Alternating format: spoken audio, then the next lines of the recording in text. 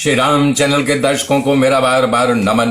मित्रों, मैं आशा कर रहा हूं आप लोग हमें देख रहे हैं, लाइक कर रहे हैं, सब्सक्राइब कर रहे हैं और मेरी वाणी को जन जन तक पहुंचा रहे हैं। कल मैंने जैसे बताया था मित्रों, वशिष्ठ जी बता रहे हैं श्री रामचंद्र जी को, जो इस शरीर में लगा हुआ है पंचभौतिक शरीर के पीछे, तो बता रहे हैं कि ये सर्व की भांति डस लेती है, रस्सी की भांति जो है बांध देती है, खड़ की बात काट डालती है, भाले की बात जो है नहीं कि वेदना देती है, जैसे कोई भाला से भोंक दे। इस प्रकार से उस संसार के माया में बधा रहता है। वो अधम पुरुष है जो अपने पुरुषार्थ थे ईश्वर को प्राप्त करने की राह पर नहीं चलता है, वो अधम से अधम है। आगे जोड़ रहे हैं, भगवान कह रहे हैं कि हे राघव, इन सहस्त्रों कष्टपष्ट चेष्टाओं से परिपूर्ण इस दारुण संसार का चक्र उपर्युक्त उपदेश की अवहेलना नहीं करना चाहिए।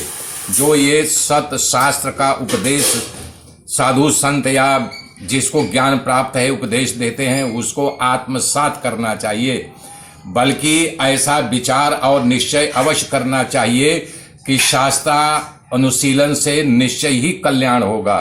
कह रहे हैं सत्पुरुषों के साथ शास्त्रीय चिंतन करने से देहाभिमान नष्ट हो जाता है। या किसी ज्ञानी की बात सुनिए या स्वयं परिशीलन कीजिए। यदि आप विवेक वाली बुद्धि प्राप्त हो तो अहंकार वाली बुद्धि से इस ज्ञान को नहीं प्राप्त कर पाओगे। ज्ञान हो जाने पे मोह का विनाश हो जाता है। कौन सा ज्ञान? तत्व का ज्ञान। तत्व क्या है? सच्चिदानंद घन परमात्मा का चिंतन। फिर तो जगत में उसका विचरण करना रमणीय होता है। श्री राम जिन्हें आत्म स्वरूप का ज्ञान हो गया है, ऐसे उत्तम बुद्धि संपन्न महापुरुष इस पूर्वोक्त दृष्टि का अवलंबन करके संसार में विचरते हैं। उन्हें न शोक होता है, उन्हें न मोह होता है, न किसी चीज की कामना करते हैं, न किसी चीज का तिरस्कार करते हैं, न किसी चीज का याचना भी नहीं करते हैं। वो अपने पुरुषार्थ से इस संसार में सब कुछ करते हुए भी कुछ नहीं करते हुए दिखाई देते हैं। वे देह और उपादेय के पक्षपात में रहित होकर के अपने आत्मा में ही स्थिर रहते हैं। कहना चाह रहे हैं वशिष्ठ जी, न लेना न देना, न उठना न बैठना, न जागना न सोना, न अपना न पराया, वो हमेशा पवित्रता में रहते हैं और सतशास्त्र के अनुरूप स्वच्छ कर्म करते हैं और अच्छे मार्ग पर चलते हैं। अन्य लोगों की दृष्टि में वो आते हैं, कर्म करते हैं, बोलते हैं, वास्तव में न आते हैं, न जाते हैं, न कर्म करते हैं, न बोलते ही हैं। क्योंकि परमानंद परमात्मा को प्राप्त हुआ पुरुष इंद्रजाल के मायामिक कार्य करता है। जैसे जादूगर जादू दिखाता है तो अच्छे अच्छे लोग हक्का बक्का होके उस जादूगर के खेल को देखते रहते हैं।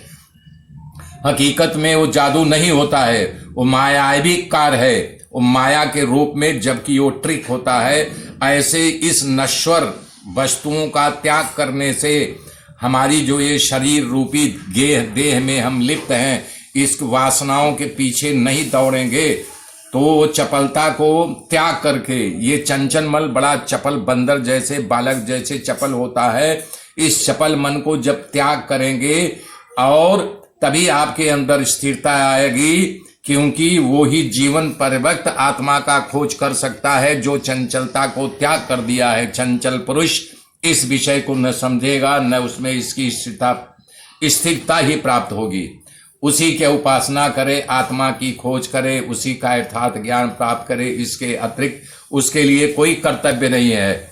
जिस पुरुष को अपने अनुभव शास्त्र का, वचन का, गुरु के उपदेश का एक तार कर लिया है, निश्चय हो गया है, निश्चित कर लिया है, निरंतर लगातार अभ्यास के द्वारा परमात्मा का साक्षात्कार कर लेता है, चाहे वो भारी से भारी आपत्ति क्यों न आ पड़े, उस आपत्ति में वो विचलित नहीं होता है, घबराता नहीं है। जय श्री राम मेरे मित्रों, बने रहिए, देखते रहिए। आगे की गाथा कल जोड़ेंगे, तब तक के लिए जय।